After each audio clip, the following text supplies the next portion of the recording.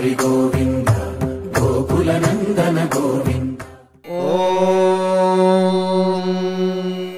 शतमानं भवति शतायुः पुरुषः शतेन्द्रिय आयुष्येवेन्द्रिये प्रतिष्ठति।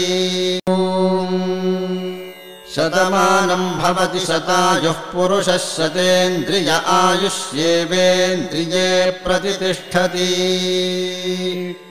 शतमानं भवति शतमानकं शतमानं भवति शतायुः शतायुर्भवति शतमानकं शतमानं भवति शतायुः शतमानमिति शतमानं भवति शतायुः शतायुर्भवति भवति शतायुः पुरुषः पुरुषः शतायुर्भवति भवति शतायुः पुरुषः शतायुः पुरुषः पुरुषः शतायुः शतायुः पुरुषः शतेन्द्रियः शतेन्द्रियः पुरुषः शतायुः शतायुः पुरुषः शतेन्द्रियः शतायुरिति शतायुः पुरुषः शतेन्द्रियः शतेन्द्रियः पुरुषः पुरुषः शतेन्द्रिय आयुष्यायुषि शतेन्द्रियः पुरुषः पुरुषः शतेन्द्रिय आयुषि शतेन्द्रिय आयुष्यायुषि शतेन्द्रियः शतेन्द्रिय आयुष्येवैवायुषि शतेन्द्रियः शतेन्द्रिय आयुष्येव शतेन्द्रिय इति शत